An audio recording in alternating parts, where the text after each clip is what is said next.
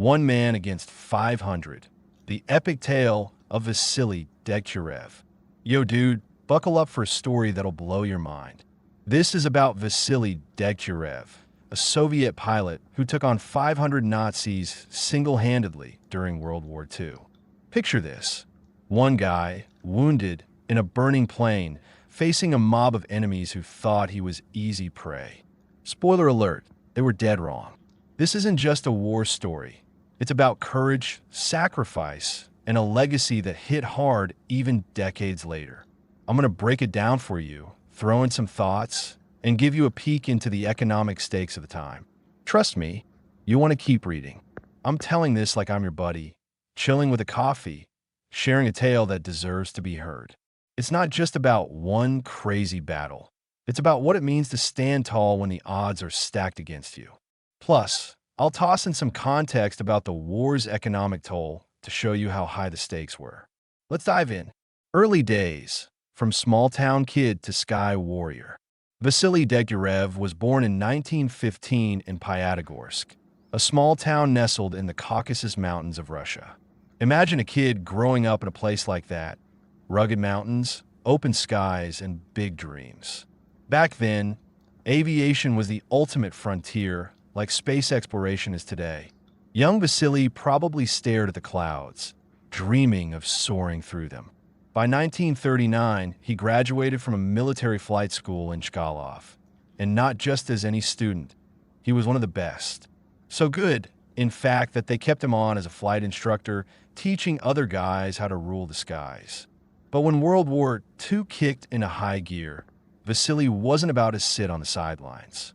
By June 1942, he was on the front lines, leading a squadron of Il-2 attack planes. These bad boys were nicknamed flying tanks by the Nazis because they were tough as nails.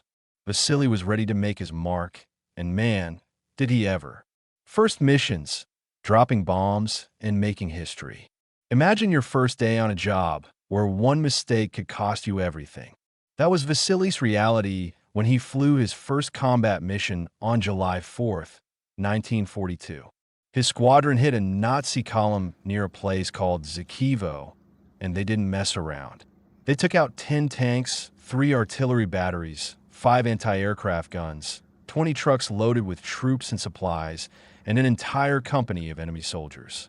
That's the kind of debut that makes jaws drop. 2 days later, on July 6th, Vasily and 7 other Il-2 pilots raided a Nazi airfield at Alsafivo. They started by wiping out 2 anti-aircraft batteries, then turned the airfield into a bonfire. 10 bombers, 9 trucks, and a fuel depot went up in flames, along with 100 enemy troops. The place was a wreck. In just 19 days, Vasily flew 9 missions, racking up a kill count that included 6 tanks, 2 planes, 11 artillery pieces, 8 anti-aircraft guns, 2 train cars full of ammo, and a whole battalion of Nazis.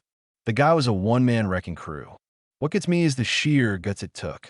Every mission was a roll of the dice. Il-2 planes were sturdy, but Nazi anti-aircraft guns were no joke.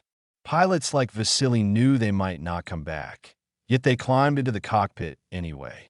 That's the kind of heart you don't see every day. The final stand, 1 against 500. On July 9th, 1942, Vasily took off for his 10th mission. This one would go down in history. He was hammering a Nazi truck convoy with everything he had when, bam, an anti-aircraft shell hit his plane. The Il-2 caught fire, and things looked grim. But Vasily? He wasn't done. Wounded in the head and chest, he managed to put out the flames. His engine was sputtering, but he spotted a clearing by the Desna River and decided to land. Here's where it gets wild. That clearing was crawling with 500 Nazi recruits, shirtless and doing morning exercises, prepping to head to the Caucasus front. A local resistance fighter, a woman named Tarakova, was watching them, planning an attack with her partisan group. When Vasily's plane touched down, the Nazis, mostly green recruits, saw their chance. They didn't even grab their rifles, just charged at the plane like a mob, thinking they'd nab an easy prisoner. Big mistake.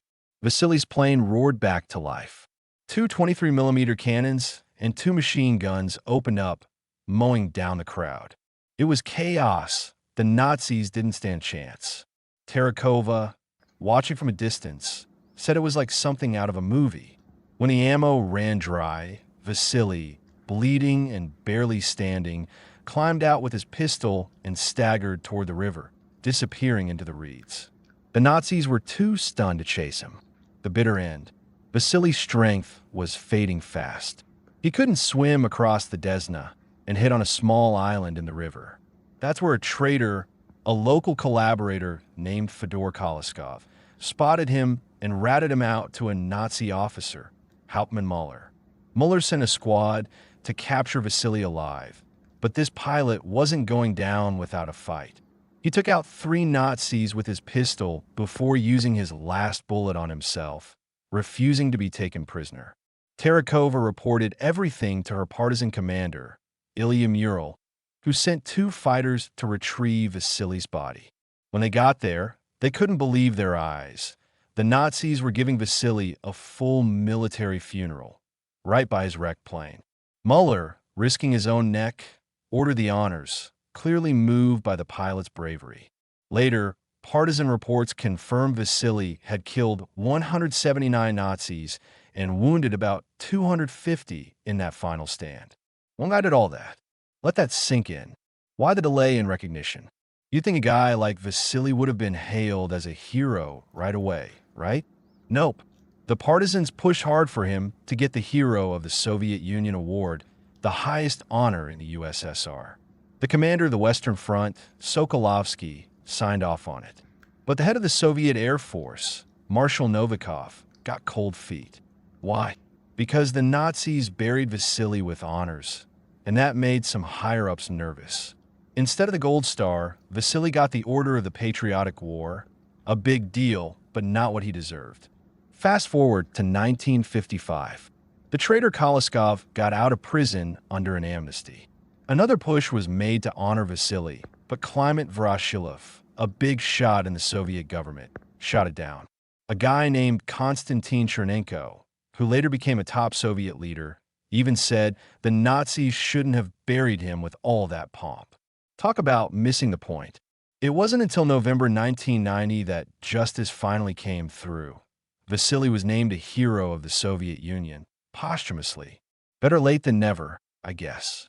The bigger picture, the economics of war. To give you a sense of what Vasily was up against, let's talk about the economic side of World War II. The Soviet Union in 1942 was in rough shape. The Nazis had overrun huge chunks of territory, including key industrial areas in Ukraine and Belarus. Historians say the Soviets lost about 70% of their pre-war steel and coal production by mid-1942. Every plane, tank, and bullet was precious. Building an IL-2 like Vasily's cost around 150,000 rubles. That's like a worker's salary for 30 years back then.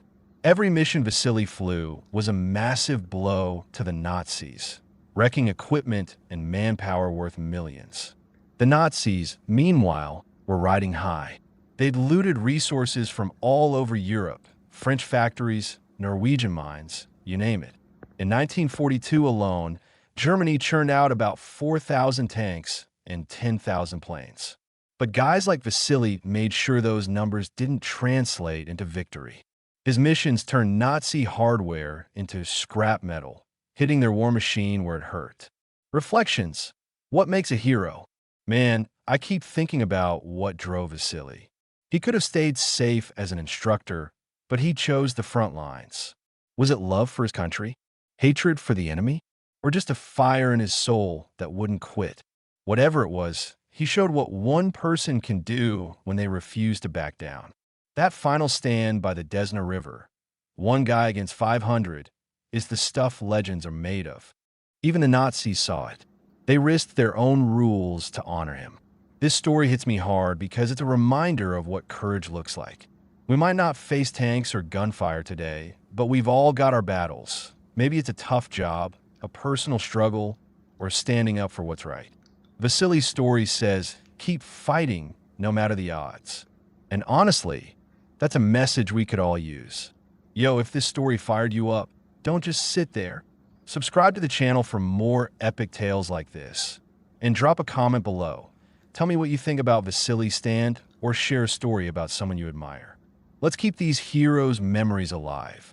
Hit that subscribe button and join the crew. I'm counting on you.